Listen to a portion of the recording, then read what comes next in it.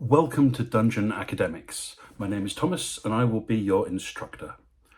I'd like to talk about rogues today because I got to play one in a one-shot a few weeks ago. Rogue is not a class I've had much experience with.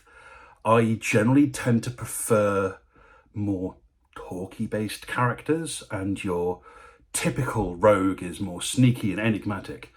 So I ended up playing a very chatty rogue. I didn't have a particularly high charisma on the character. He just talked a lot, and it was fun. I went with the Arcane Trickster because most of the rogue classes make you better at being a rogue. A thief rogue is more sneaky and steely, an assassin rogue is more surprise attacky, and I just wanted a more versatile character. I had this idea of a rogue with booming blade. So you run in, you hit something, you run out, and you do all that lovely sneak damage. And then if it tries to follow you, it's in real trouble because you put booming blade on it. We started at level 6, so for this one shot, so an extra 2d8 damage if something decides to chase you was just appealing to me. And it was fun. I enjoyed it. It was a great character. I don't think I necessarily would enjoy playing a rogue so much in a longer campaign, at least not without multi-classing into something that's more along my style. But I can definitely see the appeal of a lot of the rogue subclasses and a lot of the roguish archetypes to a lot of players. The thing for me, though, is that a lot of the rogue subclasses make you a better rogue and you end up being a hyper-focused character. And I really enjoy playing more generalist characters who might be particularly good at one or two things, but can always enjoy the game, whatever's going on. I got to thinking about how I would handle rogue in the next version of Dungeons and Dragons.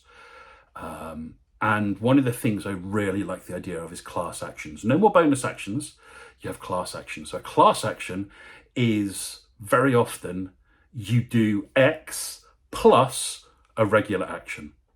So for a rogue, your class action would probably be sneak.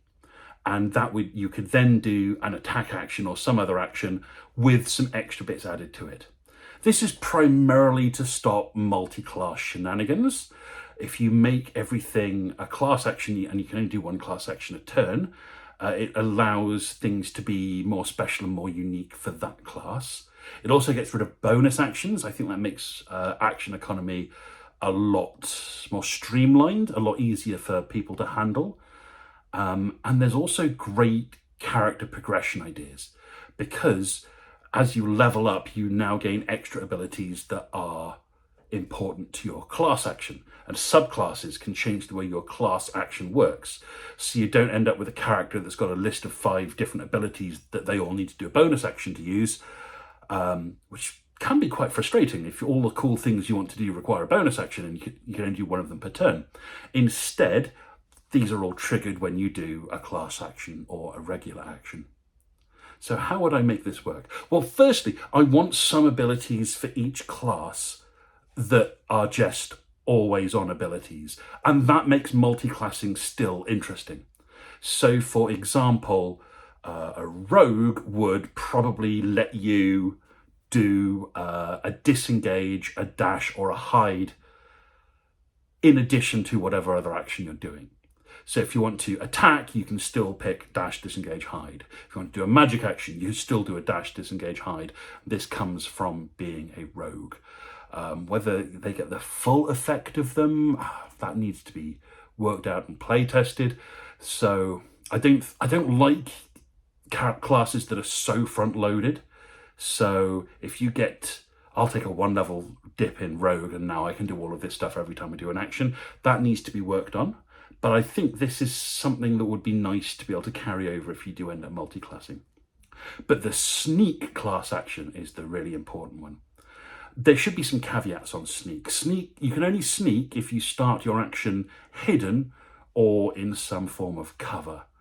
And higher level rogues could probably actually start their turn by doing a little quick ninja roll and getting behind cover or moving out of a tricky situation. And that would mean they're more eligible to do their class action. Failing that, you can just move and then do your action as well. So with a rogue, you've got the idea that movement is very much tied into what they're doing, because they do need to start hidden or in cover to do their cool class action. And when you sneak, you say, I'm doing sneak, I get this list of bonuses, and then I get to make the attack action or whatever action you want. And if you want to do a sneak attack, you have to be doing the sneak action. This means that if you multi-class and you want to use the rogue sneak attack, you have to be doing the sneak action, which means you can't be doing the class action from another class.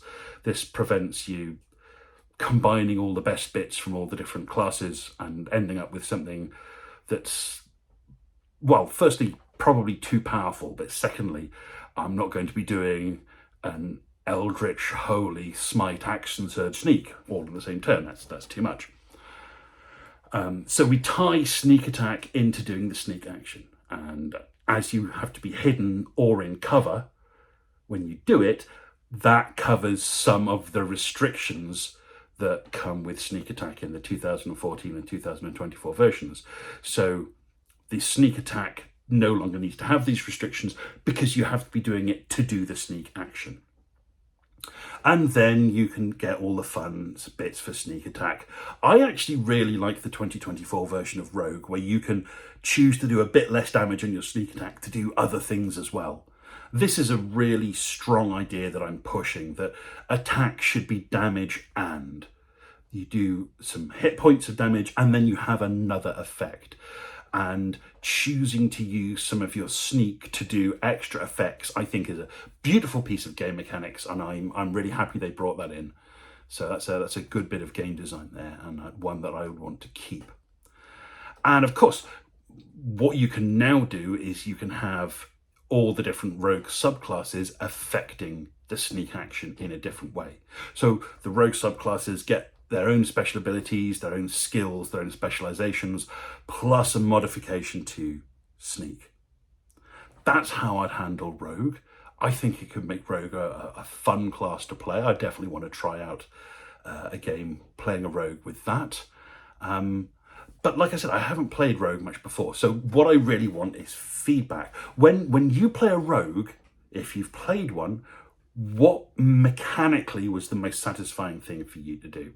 Was it just an extra stack of damage on one attack every turn?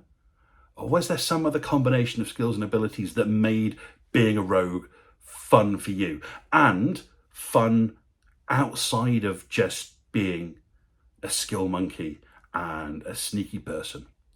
If you watch the video I made a couple of videos ago on traps, one of the things I fundamentally want to do is change the way traps work, and it would make having a rogue more useful to the party, because traps are no longer an obstacle. They're no longer a problem that you just have to solve.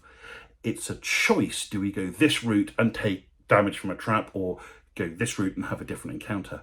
And having a rogue in your party changes the balance of opportunity costs.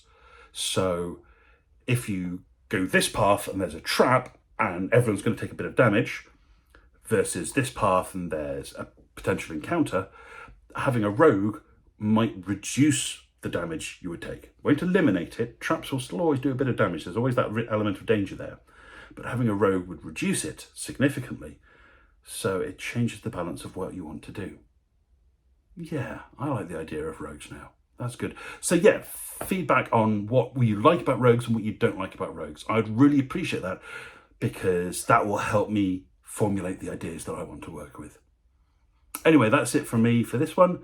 Thanks for listening, and enjoy your next game, whatever it may be.